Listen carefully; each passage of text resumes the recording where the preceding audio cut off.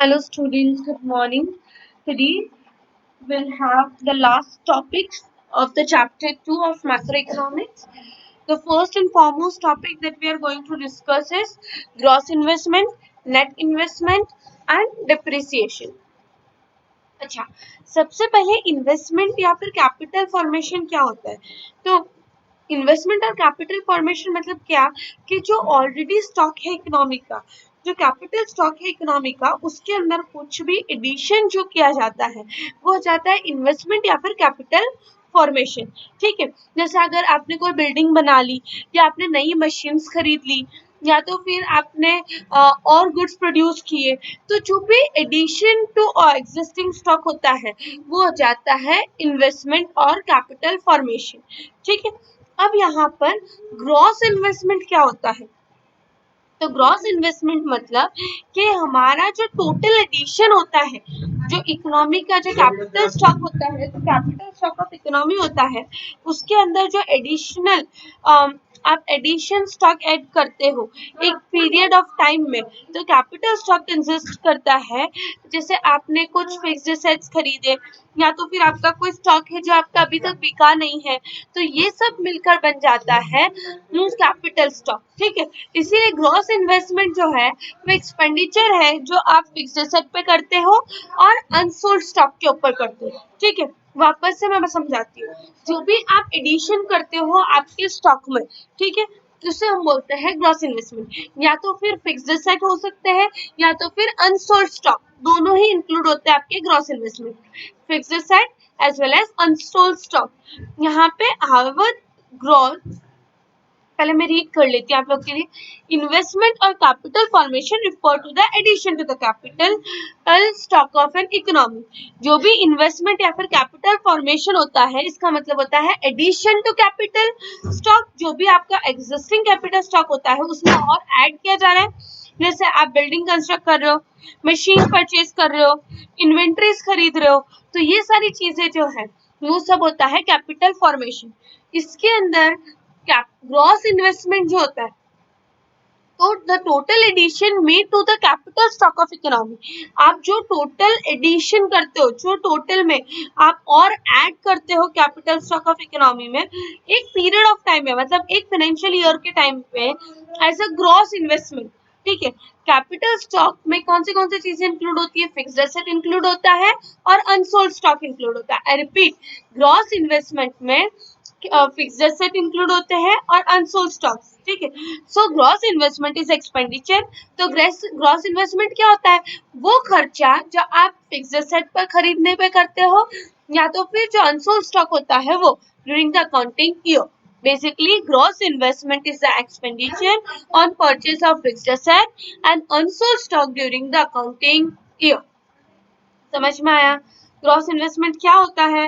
तो वो एक्सपेंडिचर जो आप फिक्स एसेट परचेज करने पे करते हो और जो अनसोल्ड स्टॉक होता है वो, यहाँ पर वो चीजें इंक्लूड होती है। जो purchase of fix asset and unsold stock is in accounting year is a gross investment. ठीक है, however, gross investment does not include actual change in economic stock of productive asset for a given year. During the production process, some amount of fixed capital is used up. ठीक है, gross investment में आप actual नहीं consider करते हो। ठीक है, क्योंकि जब आप प्रोडक्शन प्रोसेस कर रहे होते हो तो प्रोडक्शन प्रोसेस में से आपकी कुछ फिक्स एसेट यूज्ड अप हो जाते हैं, मतलब इस्तेमाल हो जाते हैं, तो उस चीज का कोई भी जिक्र ग्रॉस इन्वेस्टमेंट में होता नहीं है। ठीक है, during the production process some amount of fixed capital is used up. This loss of fixed capital is known as depreciation. देखो, ग्रॉस इन्वेस्टमेंट क्या होता है? आप कोई भी फिक्स्ड एसेट खरीदो या आपका जो अनसोल्ड स्टॉक है वो सारा ग्रॉस इन्वेस्टमेंट में आ जाता है। ठीक है, अब ये ग्रॉस इन्वेस्टमेंट एक्चुअल नहीं होता। इसका रीजन क्या है कि जब एक फाइनेंशियल ईयर में आप अपने कैपिटल्स का, आप अपने फिक्स्ड एसेट का इस्तेमाल करते हो तो उसमें से थोड़ा सा उसका जो पार्ट होता है वो यूज्ड अप हो जाता है, मतलब इस्तेमाल हो जाता है, और क्योंकि वो इस्तेमाल हो चुका होता है तो उसे हम बोलते हैं डिप्रिसिएशन।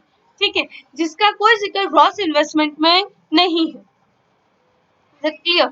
और यहाँ पे डेप्रिसिएशन मतलब क्या, कि डेप्रिसिएशन का मतलब ये रहता है कि जो भी लॉस हुआ होता है फिक्स कैपिटल में, मतलब एक साल में इस्तेमाल करने में जो लॉस, जो वैल्यू रिड्यूस होती है, वो हमारा डेप्रिसिएशन होता है। तो नेट क्या होता है, जब आप ग्रॉस इन्वेस्टमेंट में से डेप्रिसिएशन माइनस कर दोगे तो आपको नेट इन्वेस्टमेंट मिल जाएगा। हमेशा नेट में डेप्रिसिएशन को एक्सक्लूड करना होता है, ठीक है। ग्रॉस इन्वेस्टमेंट में से जब आप डेप्रिसिएशन इंक्लूड माइनस कर देते हो तो वो बन जाता है net investment. Is it clear? ठीक है। अब डेप्रिसिएशन क्या होता है, कंजम्पशन ऑफ फिक्स कैपिटल। आप जब फिक्स कैपिटल का कंजम्पशन करते रहते हो, आई रिपीट, जब आप फिक्स कैपिटल का कंजम्पशन करते रहते हो तो उसका नॉर्मल वेयर एंड टेयर जो होता है, जो उसका यूज हो जाता है, ठीक है, एक पैसेज ऑफ टाइम पे, या फिर एक्सपेक्टेड ऑब्सोलेंस, मतलब देखो कोई भी चीज जो है वो कुछ वक्त तक मार्केट में रहती है। ऑब्सोलेंस या ऑब्सोलेट मतलब आउटडेटेड, ऑब्सोलेंस मतलब आउटडेटेड। तो जब वो आउटडेटेड हो जाती है या जब उसका वैल्यू अपने आप रिड्यूस हो जाता है तो उसे हम बोलते हैं डिप्रिसिएशन, ठीक है।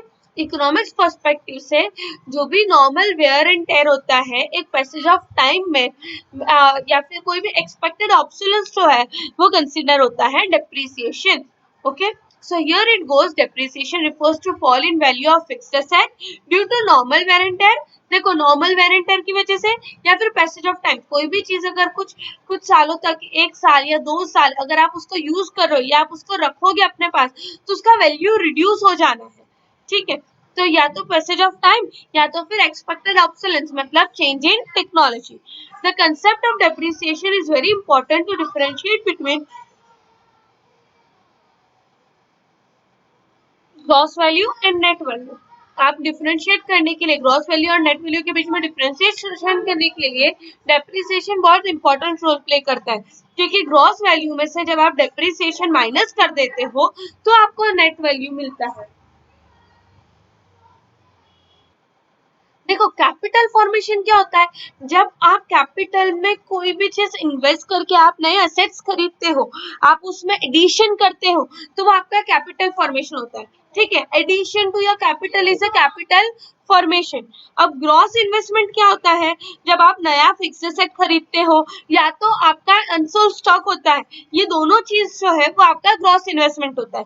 लेकिन ग्रॉस इन्वेस्टमेंट एक्चुअल वैल्यू नहीं बताता, क्योंकि पूरे साल में जो आपकी फिक्स्ड एसेट का वैल्यू रिड्यूस होता है इसके बारे में कोई जिक्र होता नहीं है ग्रॉस इन्वेस्टमेंट में। तो जब हम नेट ढूंढते हैं तो हम उसमें से डेप्रिसिएशन माइनस कर देते हैं। डेप्रिसिएशन 3 चीजों से हो सकता है, नॉर्मल वेयर एंड टेयर, जब आप उसको रोजिंदा इस्तेमाल करते हो तो उसका जो यूज करने उसका जो वैल्यू जो आपको प्रोवाइड कर रहा है, जो आपको नॉर्मल वेयर एंड टेयर है, मतलब जो नॉर्मली जब आप कोई चीज उसको इस्तेमाल करोगे तो थोड़ा बहुत उसका इस्तेमाल होने की वजह से उसका मेंटेनेंस वगैरह भी अगर आप रखते हो तो भी उसका वैल्यू रिड्यूस हो जाता है उसका इस्तेमाल होने की वजह से, ठीक है।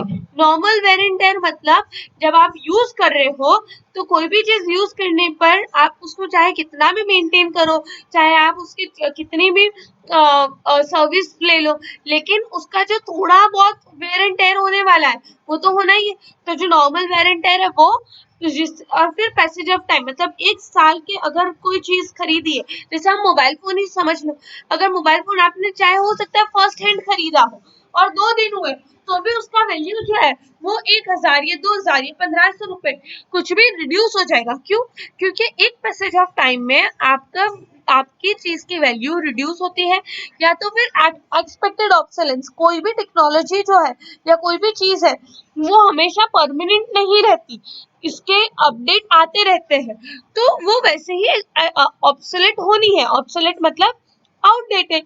तो ये कंसेप्ट ऑफ डेप्रिसिएशन है वो बहुत इंपॉर्टेंट है, क्योंकि जब आप ग्रॉस में से डेप्रिसिएशन माइनस कर देते हो, एक्सक्लूड कर देते हो, तो आपको नेट इन्वेस्टमेंट मिलता है।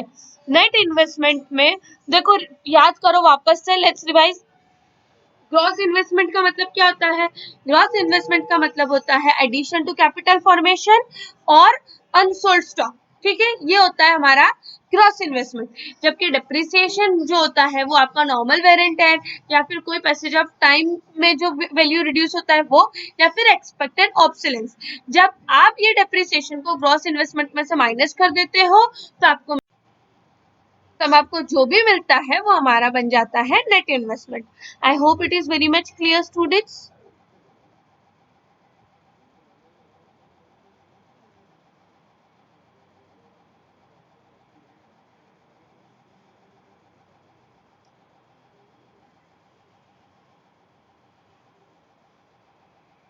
अच्छा, अब ग्रॉस वैल्यू क्या होता है? Net value plus depreciation. देखो ये सारे फॉर्मूलाज आपको लर्न करने की जरूरत ही नहीं है, आप खुद याद रखो कि ग्रॉस में तो डेप्रिसिएशन इंक्लूडेड होता है, ग्रॉस में हमेशा आपका डेप्रिसिएशन इंक्लूडेड रहता है, ठीक है। तो अगर आपको नेट ढूंढना है तो आप ग्रॉस में से डेप्रिसिएशन माइनस कर दो तो आपको नेट मिल जाएगा। पर आपको ग्रॉस दिया हुआ है तो आप नेट वैल्यू प्लस डेप्रिसिएशन करो तो आपको ग्रॉस वैल्यू मिल जाएगा। समझ में आया? देखो ऊपर हम लोग दिखाती हूँ, ये देखो net investment is equal to gross investment minus depreciation. आपको नेट ढूंढना है तो ग्रॉस इन्वेस्टमेंट माइनस डेप्रिसिएशन जाएगा। अब देखो आई विल शो यू, मैं लिखकर बताती हूँ आपको।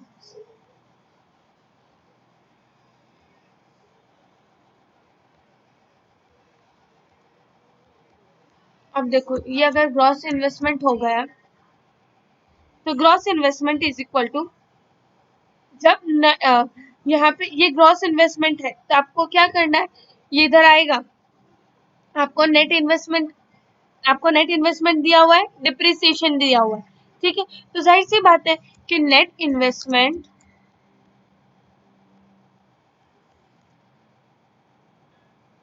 प्लस डिप्रिसिएशन कर देंगे,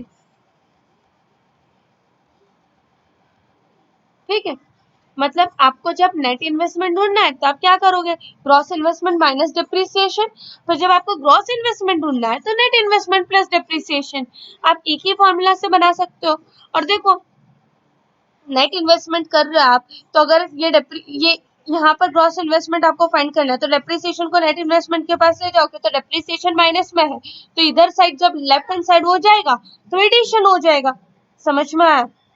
देखो नेट इन्वेस्टमेंट आपको ढूंढना है तो आपको ग्रॉस में से डेप्रिसिएशन माइनस करना पड़ेगा, लेकिन जब आपको ग्रॉस ढूंढना है तो नेट में डेप्रिसिएशन ऐड करना पड़ेगा, ठीक है। ये था हमारा ग्रॉस इन्वेस्टमेंट और नेट इन्वेस्टमेंट। फिर depreciation is also known as, depreciation को आप करंट रिप्लेसमेंट कॉस्ट भी कह सकते हैं, replacement cost of fix capital and capital consumption allowance. क्यों current replacement cost?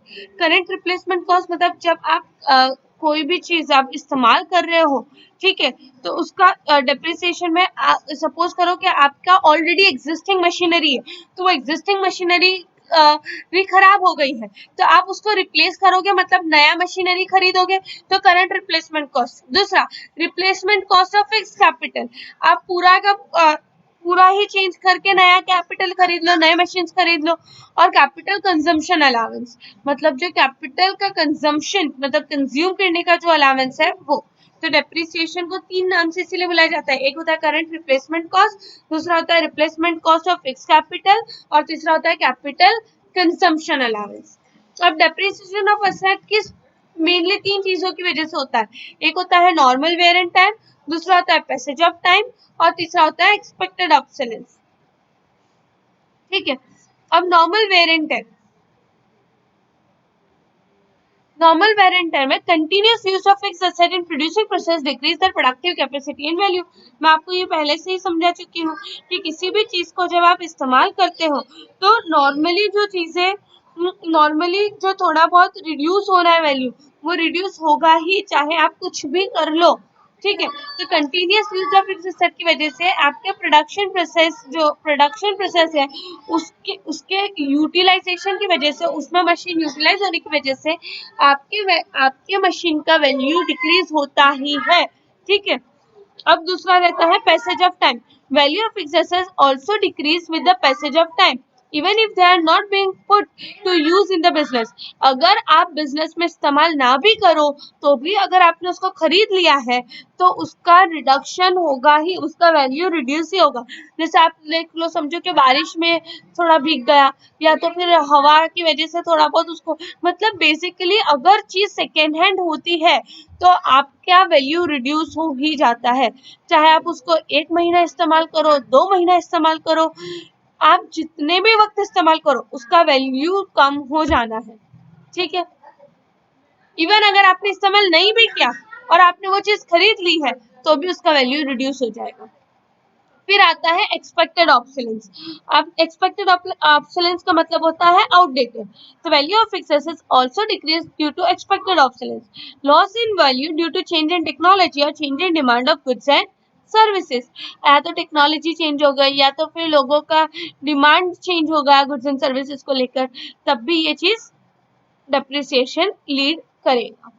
I hope it is very much clear. Depreciation में 3 चीजें हैं, normal wear and tear, passage of time, unexpected obsolescence. अब आता है difference between net indirect tax and subsidy. Okay, अब net indirect tax, net indirect tax क्या होता है? जैसे नाम उसका क्या है, इनडायरेक्ट टैक्स। इनडायरेक्ट टैक्स मतलब वो टैक्स जो आपसे डायरेक्टली नहीं लिया जाता, इनडायरेक्टली लिया जाता है। ठीक है, जैसे एक वेफर का पैकेट खरीदा तो वेफर के पैकेट में अगर 5 रुपए का पैकेट है तो वो साइड पे लिखा होता है inclusive of all taxes.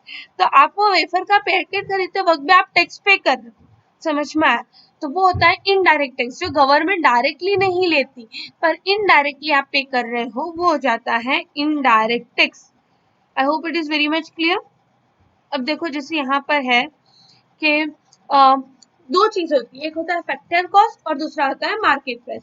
Factor cost क्या, कौन सा कॉस्ट होता है? वो कॉस्ट जो सारे फैक्टर पेमेंट से होता है। ठीक है, जो प्रोड्यूसिंग यूनिट है, जो वो सारा पेमेंट जो प्रोड्यूसिंग यूनिट मतलब फर्म पे कर रहा है बराबर, against the use of factor services, जो फैक्टर सर्विसेज इस्तेमाल कर रहा है। जब हम लोग ने मॉडल पढ़ा था तभी हम लोग ने पढ़ा था कि जो फर्म है उससे हाउस होल्ड जो है वो फैक्टर सर्विसेज दे रहा है जिसके अगेंस्ट वो पे करता है। तो जो भी पेमेंट उसके फैक्टर सर्विसेज के अगेंस्ट वो जो करता है वो हो जाता है फैक्टर कॉस्ट।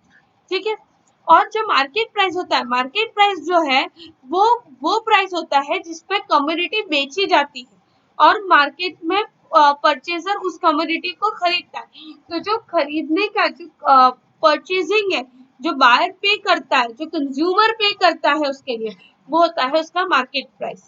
ठीक है, let's discuss. Money value of final goods and services can be estimated in two ways, या तो factor cost या तो फिर market price. Briefly, the difference between factor cost and market price is net indirect tax. इन दोनों के बीच में अगर कोई difference है तो वो है net indirect tax। देखते हैं कैसे। Factor cost refer to all factor payment made by producing unit to the firm to the factor of production for rendering productive service। सारे cost जो भी वो पे कर रहा है सर्विसेज के अगेंस्ट, ठीक है, in production of goods and services, goods and services के प्रोडक्शन में उसे हम बोलते हैं factor cost. It is a cost to the producer who pays to factors in form of rent, wages, interest etcetera and profit to himself. देखो, आप क्या पे कर रहे हो? रेंट, वेजेस, इंटरेस्ट पे कर रहे हो और प्रॉफिट खुद को पे कर रहे हो। ठीक है, तो जो भी फैक्टर सर्विसेज के अगेंस्ट आपने जो पेमेंट की है वो होता है फैक्टर कॉस्ट। अब मार्केट प्राइस वो प्राइस है eight which a commodity is sold and purchase in the market, जिसके ऊपर जो भी प्राइस से आप बेच रहे हो और वो खरीद रहा है कंज्यूमर, वो होता है market price. It is a price what the buyer pays actually, not what the producers actually get. ये वो प्राइस नहीं, फॉर एग्जांपल सपोज करो कि एक लैपटॉप का प्राइस 65,000 है। ठीक है, तो 65,000 जो है वो बायर पे कर रहा है, वो बायर पे कर रहा है। अब ये वो प्राइस नहीं है, it is the price what the buyer pays, not what the producer actually get. तो वो 65 का 65 प्रोड्यूसर को मिलता नहीं है। ठीक है, पूरा 65,000 प्रोड्यूसर को मिलता नहीं है, 65,000 तो बायर पे कर रहा है, वो तो उसकी प्रोड्यूस करने की प्राइस नहीं है, वो तो 65,000 बायर पे कर रहा है। ठीक है. The point to be noted is when a product goes to the market for sale, government levies indirect tax which is added to the factor cost of the commodity. Factor cost वो cost होता है जो खर्चा, जो cost, देखो rent include करके, wages include करके, interest include करके, प्रॉफिट इंक्लूड करके, ये चारों चीजों को इंक्लूड करके जो प्राइस बनता है वो होता है फैक्टर कॉस्ट. मतलब जो बेसिकली जो प्रोड्यूसर जो सर्विसेज के लिए पे करता है वो होता है फैक्टर कॉस्ट. ठीक है. लेकिन सपोज करो कि एक लैपटॉप का जो प्रोड्यूसर कॉस्ट है वो 55,000 है. ठीक है. मतलब फैक्टर कॉस्ट उसका 55,000 है, लेकिन मार्केट प्राइस उसकी 65,000. तो जो 10,000 है, मतलब प्रोड्यूसर कॉस्ट में जो 10,000 का जो डिफरेंस बताया है कि भाई 55,000 तो उसका प्रोडक्शन का है, कि भाई फैक्टर कॉस्ट है उसका. फैक्टर कॉस्ट किसका है, कितना है, 55,000, जिसके अंदर उसका वेजेस, इंटरेस्ट, रेंट, प्रॉफिट सब कुछ इंक्लूडेड है. जब मार्केट में वही 55,000 का प्रोडक्ट जाता है तो 65 का हो रहा है. तो वो जो 10,000 है, वो 10,000 जो है वो गवर्नमेंट का टैक्स है जो ऐड कर दिया जाता है फैक्टर कॉस्ट में. तो factor cost plus taxes is equal to market price. I repeat, factor cost में जब आप इनडायरेक्ट टैक्सेस ऐड कर देते हो, फैक्टर कॉस्ट में जब आप इनडायरेक्ट टैक्सेस ऐड कर देते हो तो वो बन जाता है market price of a commodity. Consequently market price becomes higher than the factor cost. तो जाहिर सी बात है कि हमेशा फैक्टर कॉस्ट ज्यादा होगा, सॉरी मार्केट प्राइस हमेशा ज्यादा होगा और फैक्टर कॉस्ट कम होगा. Market price should be always more, क्योंकि उसके अंदर आपके इनडायरेक्ट टैक्सेस इंक्लूडेड रहते हैं. ठीक है. Sometimes government give subsidy on sale of certain goods like sugar, rice, LPG cylinder which is subtracted from factor cost. जिस तरीके से फैक्टर कॉस्ट में जब आप इनडायरेक्ट टैक्सेस ऐड कर देते हो, इस तरीके से गवर्नमेंट कुछ सब्सिडीज देती है, वो सब्सिडीज माइनस कर ली जाती है. सबको समझ में आया? अब देखते हैं इनडायरेक्ट टैक्सेस क्या है और सब्सिडीज क्या है. Indirect taxes, taxes which are levied by the government on production and sale of commodities are called indirect tax. Production के ऊपर या फिर सेल ऑफ कमोडिटी के ऊपर जो भी गवर्नमेंट टैक्स डालती है उसे हम बोलते हैं इनडायरेक्ट टैक्स. जैसे excise duty, sales tax, custom duty, octroi etcetera, ये सारी चीजें जो है वो इनडायरेक्ट टैक्स होती है. ठीक है. जो गवर्नमेंट इनडायरेक्टली लेविट करती है, मतलब जो आप एज ए कंज्यूमर इनडायरेक्टली पे कर रहे हो. इनडायरेक्टली कैसे, कि आप सीधा गवर्नमेंट को पे नहीं कर रहे हो, आप कोई चीज खरीद रहे हो और वो खरीद कर आप इंक्लूसिव उसमें टैक्सेस पे कर रहे हो गवर्नमेंट को इनडायरेक्टली. समझ लो. These are called indirect tax because buyer of tax commodity pays the tax indirectly which in fact is included in the price. जो आपके प्राइस में ऑलरेडी इंक्लूडेड है. तो आप डायरेक्ट गवर्नमेंट को नहीं पे कर रहे हो, पर आप कोई चीज खरीदते हुए इनडायरेक्टली उन्हें पे कर रहे हो, वो होता है indirect tax. Leaving aside the aims of the government in levying indirect tax, we study here the effect of an indirect tax on the price of commodity on which taxes levied.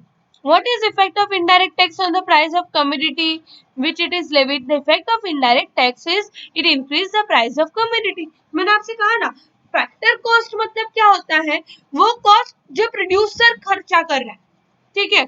वो 55,000 का है, तो 55,000 में जब market में आने के बाद अगर उसका प्राइस 65 हो रहा है तो जो 10,000 है वो तो उसका टैक्स है. ठीक है.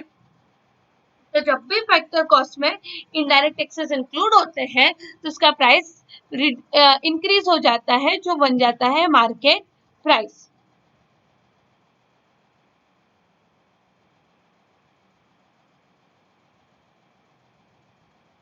Now let us take the example of electrical appliances on which government has levied central sales tax at 10% in Delhi.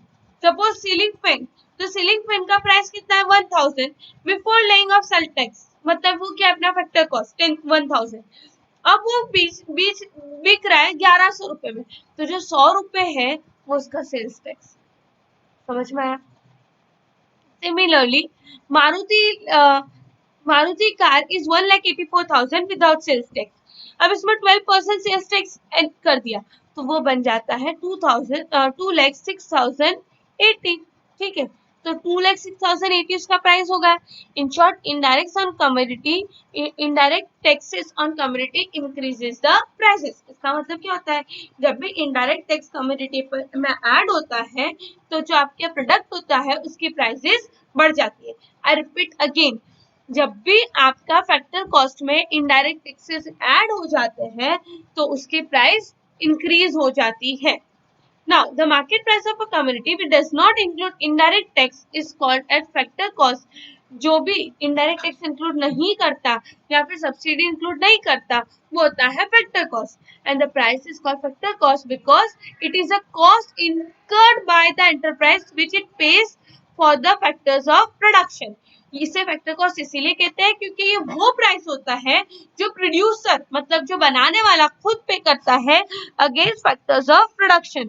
जो भी फैक्टर्स ऑफ प्रोडक्शन वो इस्तेमाल करता है उसके अगेंस्ट जो वो प्राइस पे करता है वो हो जाता है फैक्टर कॉस्ट। और ये फैक्टर कॉस्ट कौन इनकर करता है, प्रोड्यूसर हिमसेल्फ। इसीलिए समझ में आया। तो मैंने कहा ना कि अगर 1100 में से 100 रुपए टैक्स है तो 1000 रुपए जो है वो उसका फैक्टर कॉस्ट कहलाए। आई होप फैक्टर कॉस्ट आपको अच्छे से समझ में आ गया। अब बारी आती है subsidy. These are the cash grants given by the government to enterprise to increase the production of certain commodity or to promote export or to sell goods at prices lower than the free market price. Subsidies are opposite of indirect tax. ये government provide करती है, ठीक है, किसी commodity को encourage करने के लिए।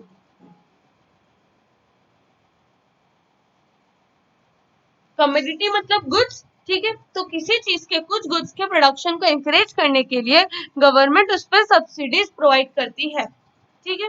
जैसे या तो फिर आप सेल कर सकते हैं goods at the price lower than the free market price, जो नॉर्मल मार्केट प्राइस होता है उससे भी कम आप बेच सकते हो। सब्सिडी बिल्कुल इनडायरेक्ट टैक्स का अपोजिट रहता है। जैसे The effect of subsidies fall in price. जैसे इनडायरेक्ट टैक्स में कैसे फैक्टर कॉस्ट में ऐड होने के बाद मार्केट प्राइस बढ़ जाता है, इस तरीके से अगर सब्सिडी होता है तो वो वैल्यू कम कर देता है। जब सब्सिडीज की बारी आती है तो आपका वैल्यू आपका प्राइस जो है वो रिड्यूस हो जाता है। जैसे Delhi milk scheme sells 1 liter poly bag of town for ₹30 whereas same cost it is 31, ठीक है, मतलब जो 31 का बैग है वो 30 में बेच रहे, तो जो 1 रुपए का जो है जो डिफरेंस है लॉस वो जो है is made by the government by granting subsidy। वो 1 रुपए जो है वो गवर्नमेंट पे कर रही है सब्सिडी देने के फॉर्म में। Thus, the market price of subsidized product becomes lower than its factor cost when subsidy is granted। तो जो भी फैक्टर कॉस्ट होता है उससे वो कम हो जाता है। मतलब देखो फैक्टर कॉस्ट जब सब्सिडीज प्रोवाइड की जाती है तो फैक्टर कॉस्ट जो है वो उसका वैल्यू कम कर देता है, मतलब फैक्टर कॉस्ट कम हो जाता है उसका। जैसे उसका मेन फैक्टर कॉस्ट एक बैग का कितना है, पॉलीथीन बैग का, सॉरी मिल्क की बैग का 31 का, ठीक है, मतलब 1 लीटर दूध जो है वो 31 में मिलता है, वो उसका फैक्टर कॉस्ट है।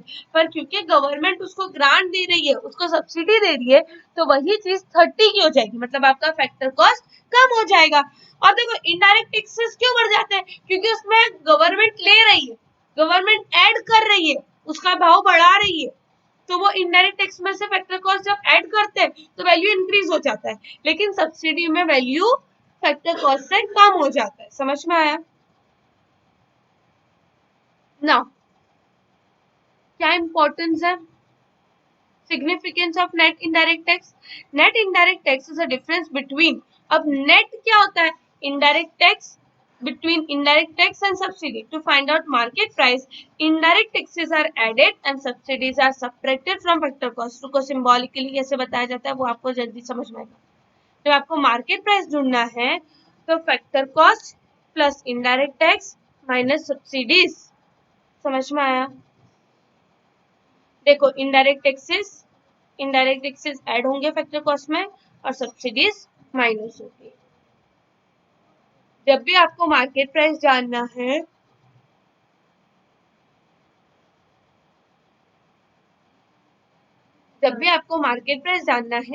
तो आप फैक्टर कॉस्ट में इनडायरेक्ट टैक्सेस ऐड करोगे और सब्सिडीज माइनस करोगे। समझ में आया? ठीक है। Factor cost plus indirect taxes, in short मतलब market price is equal to factor cost plus indirect taxes, मतलब इसका मतलब कि नेट इनडायरेक्ट टैक्सेस मतलब क्या, जब आप इनडायरेक्ट टैक्सेस में से सब्सिडीज निकाल दो, सब्सिडीज जब सब्सिडीज ऐड हो जाती है तो हो जाता है नेट इनडायरेक्ट टैक्सेस। ठीक है, अब यहाँ पे देखो, in short MP includes net indirect taxes whereas factor cost does not, मतलब मार्केट प्राइस जो है उसमें नेट इनडायरेक्ट टैक्सेस इंक्लूड होते हैं, लेकिन फैक्टर कॉस्ट में नेट इनडायरेक्ट टैक्सेस इंक्लूड होते नहीं है। अब देखो मार्केट प्राइस में आप फैक्टर कॉस्ट के साथ इनडायरेक्ट टैक्सेस ऐड, ओके, सो मतलब क्या होता है कि जब भी आपका फैक्टर कॉस्ट है उसमें अगर टैक्सेस इंक्लूडेड है और सब्सिडीज एक्सक्लूडेड है तो वो बन जाता है मार्केट प्राइस। इसका मतलब तो ये होता है ना कि फैक्टर कॉस्ट में इनडायरेक्ट टैक्सेस इंक्लूडेड होते नहीं है। जब अगर आपको मार्केट प्राइस ढूंढना है, लॉजिक्स के साथ जाओ, अगर बी अ प्रोड्यूसर, आप खुद प्रोड्यूसर हो, जब आप खुद प्रोड्यूसर हो तो जो आपके प्रोडक्ट का प्राइस जो है, तो वो जो प्राइस होता है वो सिर्फ आपका खर्चा कवर करता है, आपके सारे कॉस्टिंग कवर करता है, मतलब जितना भी फैक्टर ऑफ प्रोडक्शन लगाया हुआ है उसके अगेंस्ट आपने जितना भी पे किया है वो इंक्लूड करता है फैक्टर कॉस्ट। इसमें कहीं पे भी इनडायरेक्ट टैक्सेस इंक्लूडेड नहीं है, पर जब मार्केट में वो चीज जाती है तो वो फैक्टर कॉस्ट के साथ इनडायरेक्ट टैक्सेस ऐड हो जाते हैं, क्योंकि उसमें गवर्नमेंट का टैक्स इंक्लूड कर दिया जाता है, that is market price. I hope आप ये चीज समझ गए होंगे। अब net factor income from abroad, that is component and significant. अब यहाँ पर आता है नेट फैक्टर इनकम जो अब्रॉड से आती है। I repeat, net factor income from abroad, that is components and significance. Net factor income from abroad net factor income earn from abroad, मतलब जो भी फैक्टर इनकम, जो भी नेट फैक्टर इनकम अब्रॉड से आती है, which is used to differentiate between national income and domestic income, जो basically आपका नेशनल इनकम जो होता है और जो डोमेस्टिक इनकम होता है उसके बीच का डिफरेंशिएशन होता है। मैं समझाती हूँ इसको अच्छे से। Alternatively, net factor income is from abroad is the difference between factor income received from abroad, मतलब जो भी इनकम आपकी फैक्टर इनकम जब आप अब्रॉड से लेकर आ रहे हो, and factor income paid abroad, और जो फैक्टर इनकम आप पे कर रहे हो अब्रॉड में। Net factor income from abroad is the difference between factor income earned from abroad by normal residents of a country, say India, and other factor income earned by non-resident, that is foreigners, in the domestic territory of country, that is India. देखो, net factor income यहाँ पे बताती हूँ मैं आपको, मैं ये phone change कर देती हूँ। Net factor income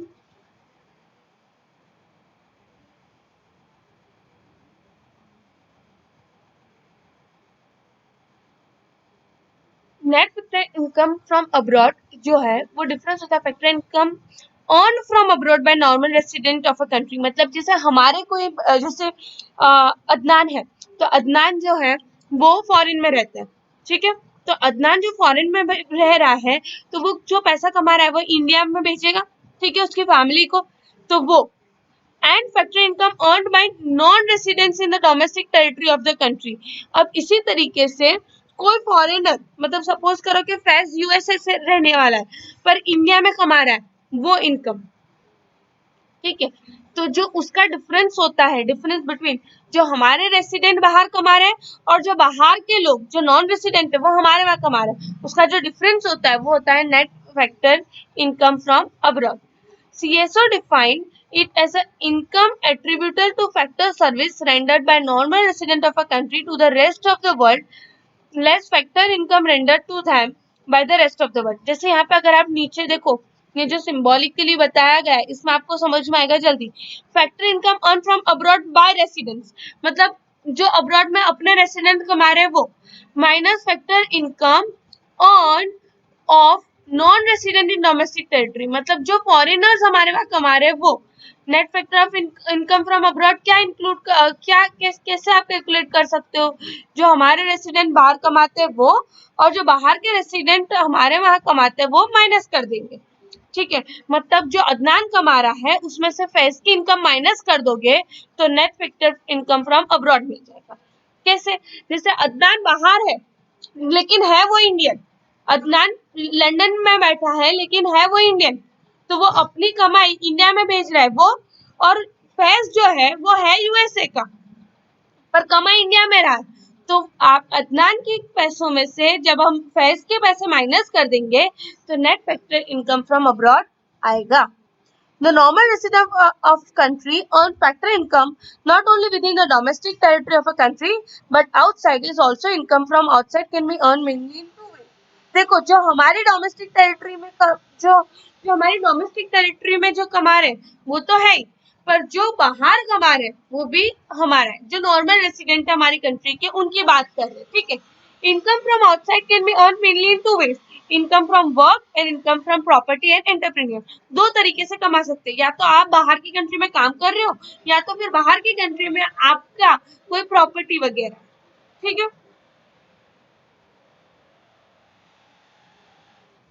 Mind it is a two-way affair since foreigners also earn income by work in domestic territory of country।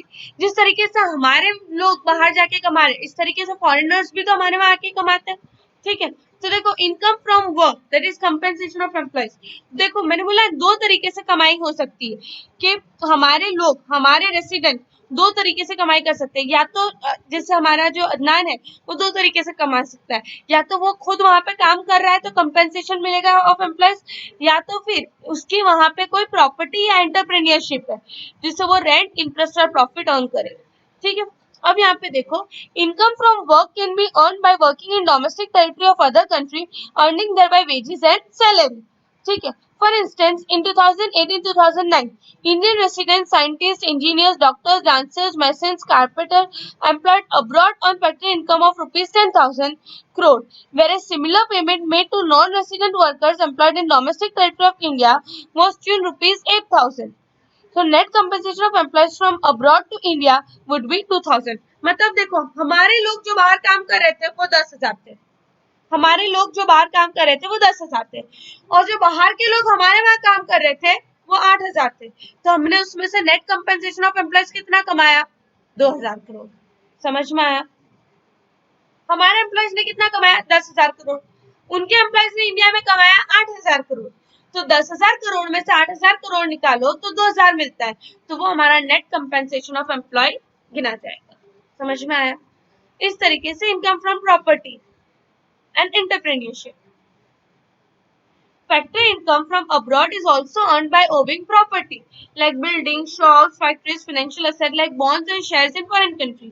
Earning thereby rent and interest, also profit is earned for undertaking entrepreneurial activity for producing goods and services. For example, in 2008-9, normal resident of India living temporarily abroad earned rupees 25,000 crore by way of rent increase, मतलब rent के form में और interest profit in सब के form में 25,000 करोड़ कमाए। इसी तरीके से जो लोग हमारे वहां थे उन्होंने 20,000 करोड़ करा, तो हमारे लिए जो 5,000 है वो हमारी नेट इनकम फ्रॉम प्रॉपर्टी गिनी जाएगी। समझ में आया? मतलब जैसे हमारे लोग बाहर है ऐसे बाहर के लोग भी हमारे वहां हैं, तो उनका जो डिफरेंस होता है वो हमारा होता है net factor income from abroad. Now, net retained earning of resident companies abroad. This is the third element of net factor income from abroad. देखो तीन तरीका है, या तो कंपेंसेशन से, या तो प्रॉपर्टी से, और तीसरा net retained earning. Retain earning of company and in fact its undistributed profit. For instance, in 2011-12, Indian companies working abroad after paying profit tax and distributed dividend out of their total profit retain the balance profit known as reserve, that is undistributed profit of 50,000 crore, and foreign companies India retains similarly of 65,000 crore. So net retained earning of resident company abroad would be 15,000 crore। मतलब जो undistributed profit रहता है तो वो जैसे India का जो था वो 50,000 करोड़ था, इसी तरीके से जो फॉरेन कंपनीज है इन इंडिया उन्होंने 65,000 करोड़ किया। तो हमारे लिए net retain earning of resident company जो है वो 15,000 करोड़ होगा। पर यहाँ पे देखो, from the above mentioned data, India's net factor income from abroad in 2008-9 would be equal to 8,000. How? 2,000 plus 5,000 minus 15,000. किस तरीके से निकाला? देखो 2,000 यहाँ पे पहला इनकम फ्रॉम कंपेंसेशन से ले लो, फिर इनकम फ्रॉम प्रॉफिट और माइनस, क्योंकि देखो 50,000 हमने बाहर से कमाया और उन लोग ने हमारे पास 65,000 कमाया, तो बेसिकली माइनस 15,000 हुआ हमारे लिए। तो हमने कितना कमाया? 2,000 प्लस 5,000 माइनस 15,000। समझ में आया? बेसिकली जब आप ये तीनों आपका आपके net factor income from abroad ढूंढना है तो हम लोग को compensation for employees plus properties और रिटेन अर्निंग, ठीक है, ये तीनों को ऐड कर देंगे। पर हमारा रिटेन अर्निंग जो है वो यहाँ पे नेगेटिव है, इसलिए यहाँ पे हम लोग ने उसको नेगेटिव माइनस 15,000 डाला। Components of net factor income from abroad कौन से कंपोनेंट्स है? तो net compensation for employ, net income from property and entrepreneurship.